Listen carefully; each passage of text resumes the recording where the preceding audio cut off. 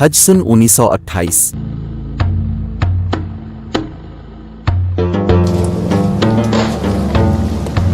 ये वीडियो सन 1928 में होने वाले हज की वाहिद रिकॉर्डिंग है जो उर्दू ज़बान में साउंड इफेक्ट्स के साथ पेश है।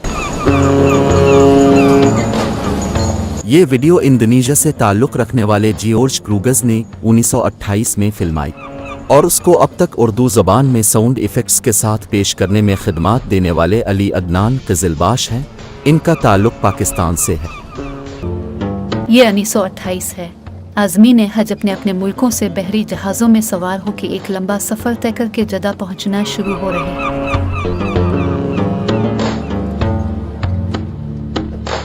इस वीडियो को शेयर और लाइक ज़रूर करें और हमारे चैनल को सब्सक्राइब करना ना भूलें।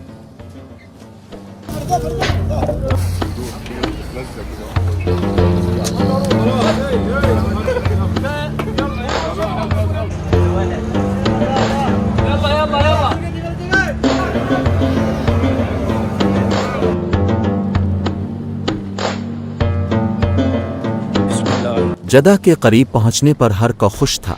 बहरी जहाज को लंगर अंदाज कर दिया गया। छोटी कश्तियां इन बड़े जहाज़ों के करीब आना शुरू हुईं तो लोगों ने भी अपना अपना सामान किस लिया।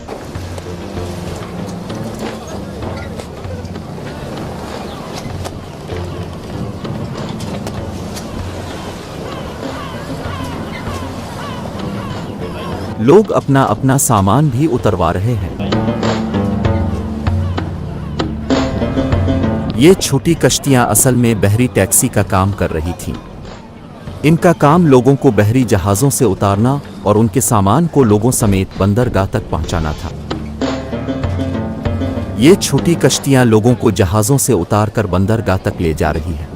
जदा बंदरगाह पे लोग कश्तियों की मदद से उतरकर अब हिजाज की सरजमीन पर जमा होने लगे। बिजराती हज आने वाले लोगों का इंदराज करना शुरू कर देता है। बंदरगाह से निकलकर आज़मीन हज ने एहराम बांध लिया। कुछ लोग सामान सफ़र की खरीदारी में लगे हुए थे। ऐसे में सामान और मुसाफिरों को ले जाने वाले ऊंट भी पहुंचे। अब लोग ऊंट पे सवारी का इंतज़ाम करने लगे। ऊंट की सवारी इस दौर की महंगी सवारी होती थी। लोग ऊंट वाले से सवारी का सौदा करते। सौदा होने पर आज़मीन हज अपना सामान ऊंट पे लाद देते।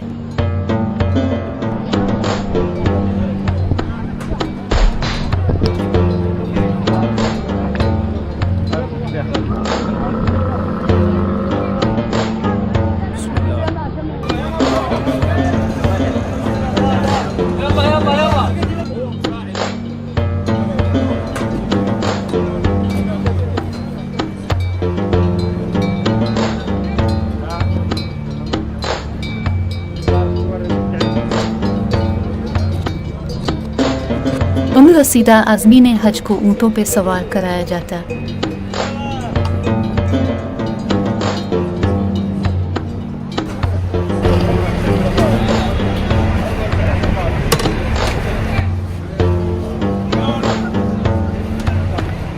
ख़वातीन के लिए पर्दादार ऊँट यानी अमारियाँ तैयार की जाते।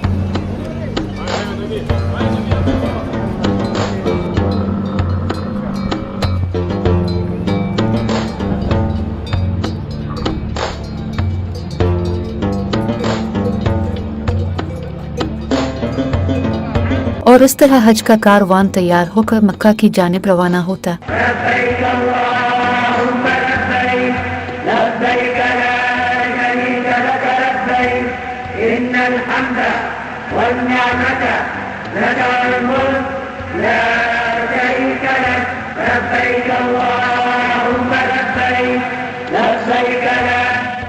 कुछ लोग पैदल ही सफर करते।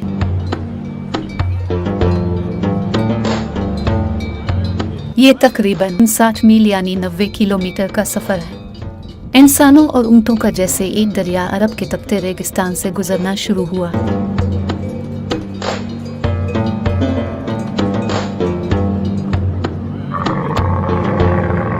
सफ़र के दौरान क़याम भी किया जाता।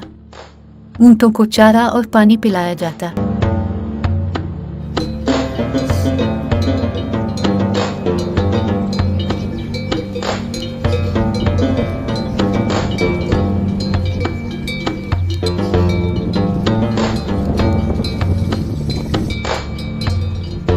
और फिर कारवान अपनी मंजिल की जानिब रवाना हो जाता है। आज़मी ने हज अपने रब के हुजूर एक अजीम और आलीशान इबादत को अंजाम देने के लिए तपते रेगिस्तान को सख्त गर्मी में उबूर करते।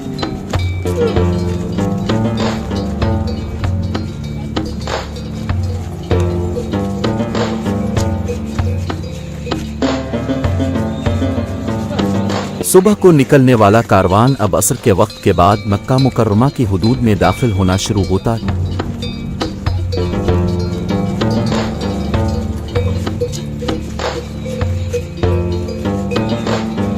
ये मक्का मुकर्रमा की हुदूद है। यहाँ से आगे किसी भी गैर मुसलमान का दाखिला सख्ती से मना है। चंद खुशकिस्मत आज़मी ने हज जो कि सबसे पहले मक्का मुकर्रमा की हुदूद में दाखिल हो रहे हैं।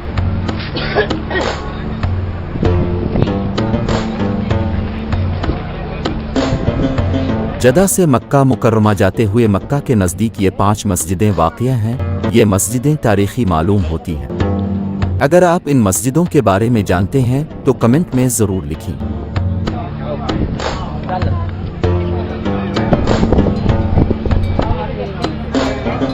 मक्का मुकर्रमा के नज़दीक इमारतें।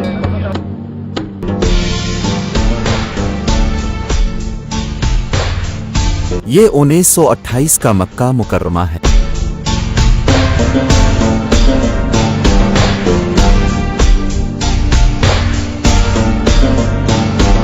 ये इलाका मस्जिद अल हराम के नज़दीक है। यहाँ आपको पुराने घरों के अलावा चंद ऊंची इमारतें नजर आ रही हैं। ये आज़मीन हज के लिए बनाए गए होटल हैं।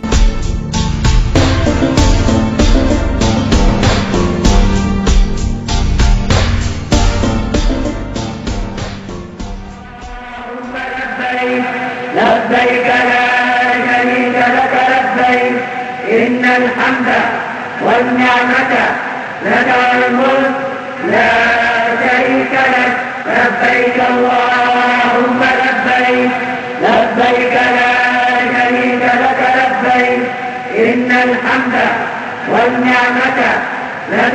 ये मस्जिद अल हराम है।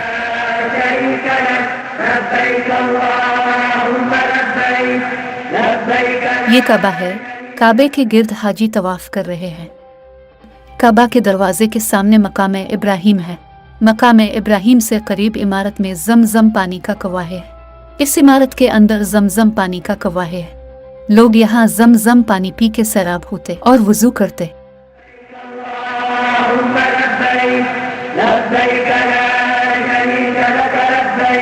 ये सफवा और मरवा पहाड़ियों के दरमियान की जगह है जहाँ हाजी सही कर रहे हैं। لبيك اللهم لبيك لبيك لا شريك لك لبيك إن الحمد والنعمة لك والملك لا شريك لك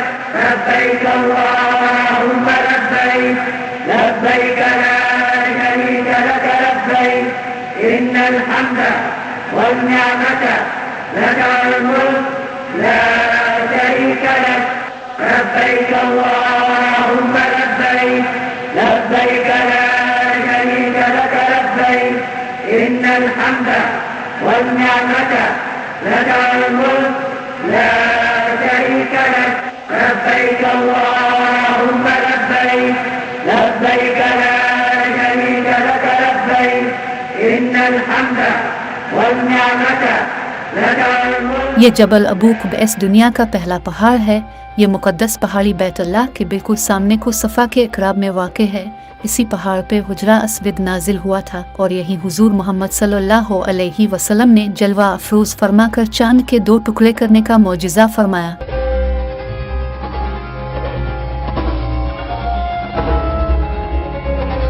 ये बाब अस्सलाम है जो कि बैतुल्लाह में दाखिल होने वाले दरवाज़ों में सबसे पुराना दरवाज़ा है।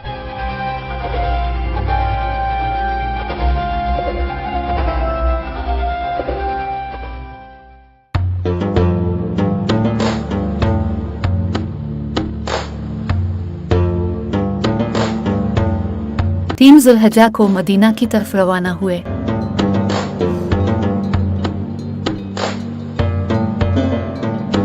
हर को तैयारी कर रहा है। एक और कारवान शक्ल इख्तियार करने लगा।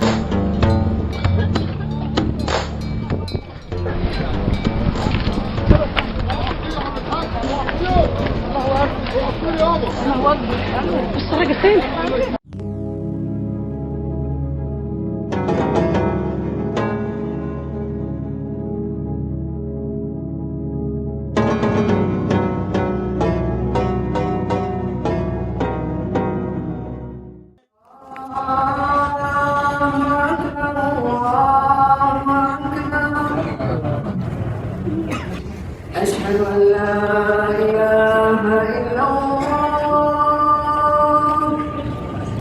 أشهد أن محمدا رسول الله।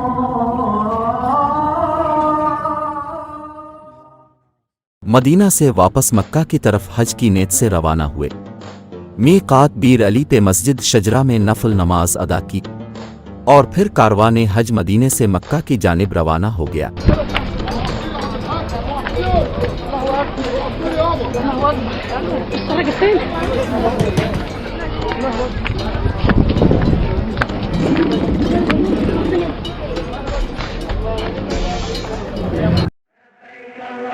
اللهم لبيك لبيك لا شريك لك لبيك। 8 ज़ुल्हिज्जा हज शुरू हुआ। बैत अल्लाह का तवाफ और सई अदा किया और मिना की जानिब रवाना हो गए। لك الملك لا شريك لك।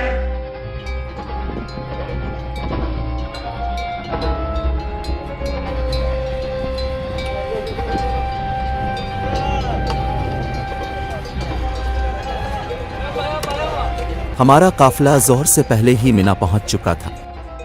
मिना में हमारा क़याम वैसे तो 3 दिन का है, मगर अगली सब फजर के बाद हाजी हज के अगले अरकान की अदागी के लिए अरफात में जबल रहमा पे जाएंगे।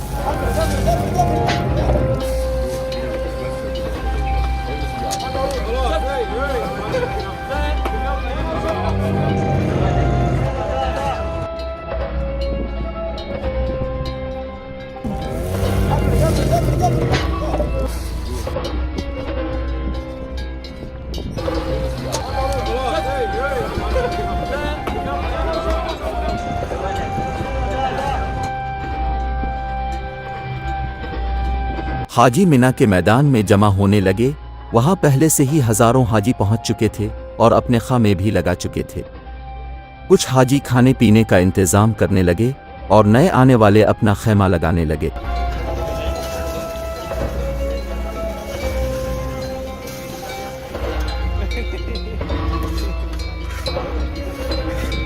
देखते ही देखते हद्दे निगाह तक हाजी ही हाजी नजर आने लगे।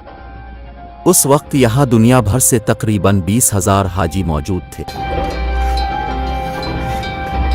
इसके बाद खाने का इतना बड़ा लंगर लगा जो आज से पहले कभी ना देखा था।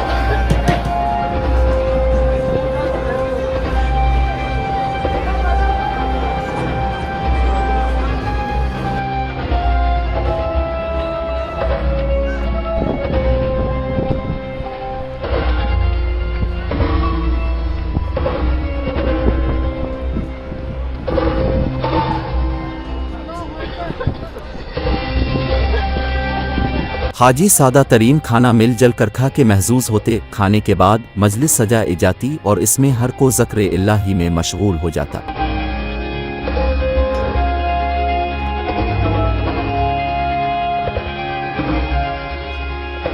आपको ये जानकर हैरानगी हो कि यहाँ पानी जुबैदा की नहर का है। खाने के बर्तन धो के रखे जाते और कालीनों से मिट्टी को झाड़ के रखा जाता।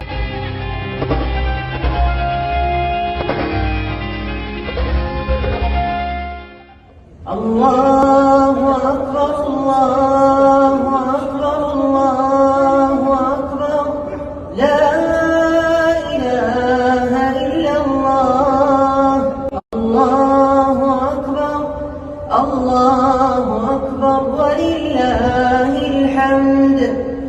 अगला दिन 9 जुल्हिज्जा है, यानी यौम अरफात है।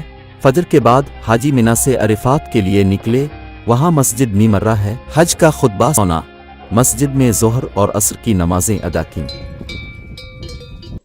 सल्लल्लाहु अलैहि वअला आलिहि वसहबिहि वसल्लम तस्लीमन कसीरन इला यौमिद्दीन अम्मा बअद फया अय्युहन्नास इत्तक़ुल्लाह तआला हक़्क़ तक़वा वराक़िबूहु बिस्सिर्रि वन्नजवा लितनालु الصلاح والخير في الدنيا والنجاح والفلاح في العقبى। और फिर अरफात में मौजूद जबल रहमा पे जाके अल्लाह से अपने गुनाहों की माफ़ी मांगी और अल्लाह का जिक्र किया। जबल रहमा पे हाजी चढ़ने लगे और इस मकाम पे जहां हज़रत आदम अलैहिस्सलाम ने अल्लाह से मग़फ़िरत की दुआ की थी, वहां हाजी अपनी मग़फ़िरत की दुआ में मशगूल होने लगे। अऊज़ु बिल्लाहि मिनश शैतानिर रजीम, बिस्मिल्लाहिर रहमानिर रहीम। रब्बना ज़लमना अनफुसना व इल्लम तग़फिर लना व तर्हमना लनकूनन्न मिनल खासिरीन। ए हमारे रब, हमने अपने आप पर जुल्म किया और अगर तूने हमें ना बख्शा और तूने हम पर रहम ना फरमाया तो यकीनन हम खसारा पाने वालों में से हो जाएंगे।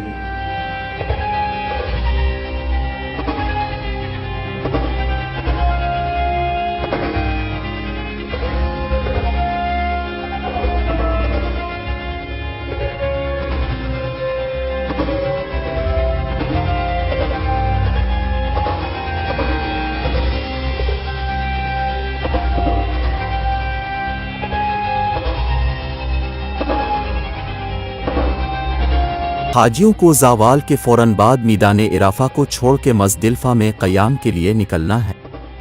9 ज़ुल्हिज्जा की शाम से 10 ज़ुल्हिज्जा की फ़जर तक मज़दिलफ़ा में खोले आसमान तले ज़मीन पे क़याम हज का एक रुकन है। हाजी इस क़याम के दौरान अल्लाह के ज़िक्र में मशगूल रहते हैं।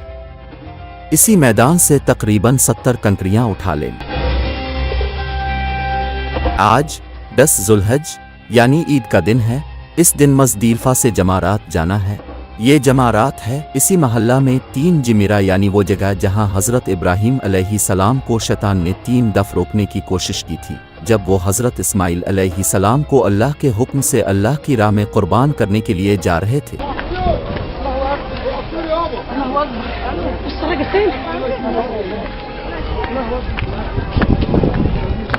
ये जमारा अल-उक़बा है। हज़रत इब्राहीम अलैहिस्सलाम ने शैतान को उन 3 मकामात पे कंकरियाँ मारी तो वो ज़मीन में दे गया। 10 ज़ुल्हिज्जा हाजी हज़रत इब्राहीम अलैहिस्सलाम की सुन्नत पे अमल करते हुए इसी जगह पे कंकरियाँ मारते हैं।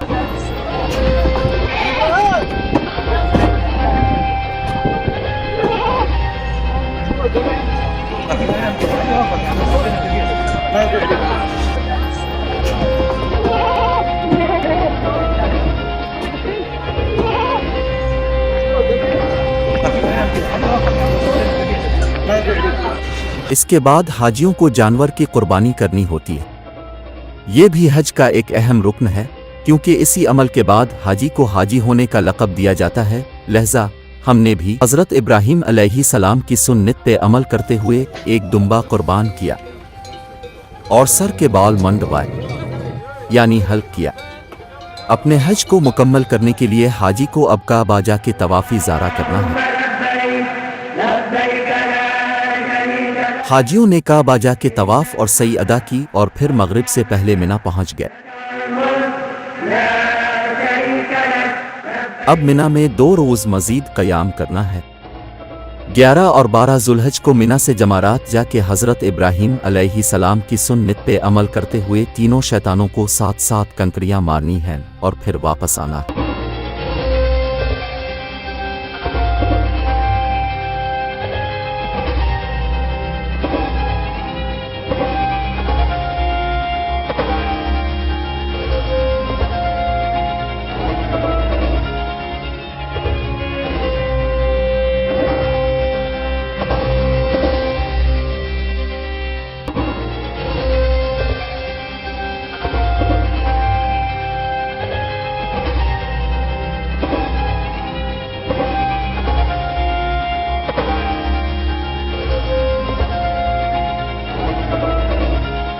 अगले दिन 11 जुल्हिज्जा को मिना से जमारात जाके तीनों शैतानों को 7 कंकरियां मारी और वापस अपने खैमा में आ गए और अल्लाह के ज़िक्र में मशगूल रहते।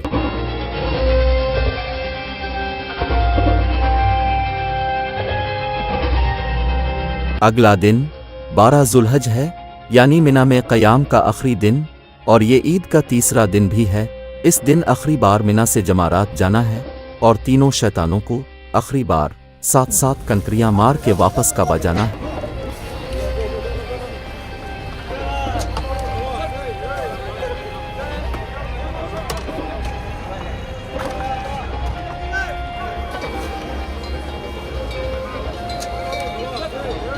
अगले दिन 12 जुल्हिज्जा को मिना से आखिरी बार जमारात जाके तीनों शैतानों को 7 कंकरियां मारी। 12 जुल्हिज्जा हज का आखिरी दिन था। जमारात से वापस काबा की तरफ जाने के लिए हाजी अपना सामान लपेट के कारवान की शक्ल में रवाना होने लगे।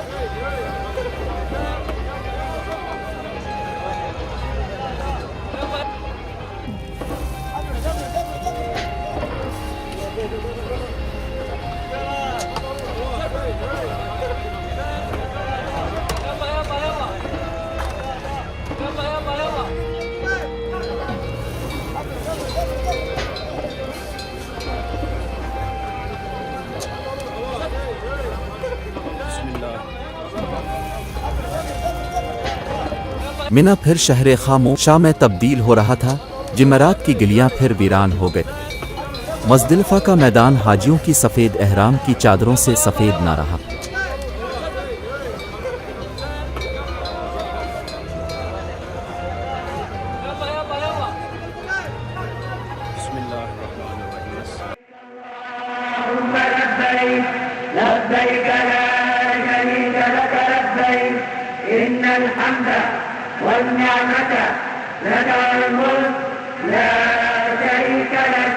हाजी वापस बैत अल्लाह पहुँचे और काबे का तवाफ़ किया। ये तवाफ़ी विदा था, यानी बैत अल्लाह का आखिरी दीदार।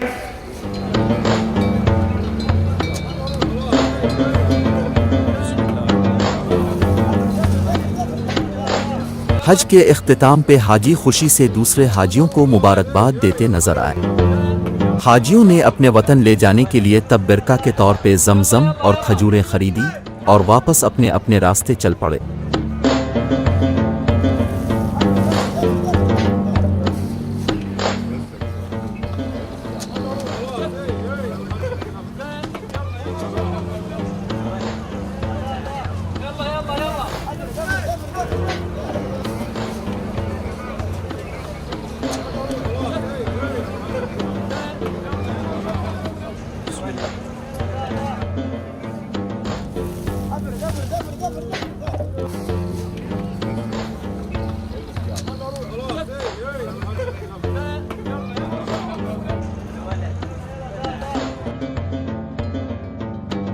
वापसी पे हर किसी के पास मनों के हिसाब से सामान था।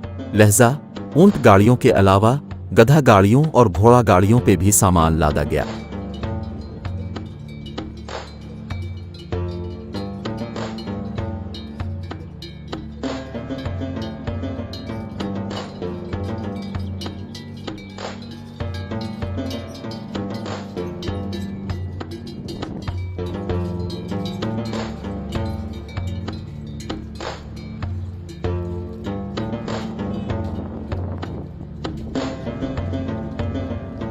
हमारा काफिला वापस जदा बंदरगाह पहुंचा तो हम दोबारा उन छोटी कुश्ती में सवार हुए। बहरी जहाज पे चढ़ने का यही तरीका था। हाजियों ने अपना अपना सामान जल्दी जल्दी कश्तियों में डाला। बहुत से लोग अभी भी कश्तियों के इंतजार में बंदरगाह पे ही खड़े थे। हर कोई जल्दी में था। हर किसी को अपने वतन जाने की खुशी थी। इस दफा ये कश्तियां लोगों को इनके बहरी जहाज तक ले जा रही।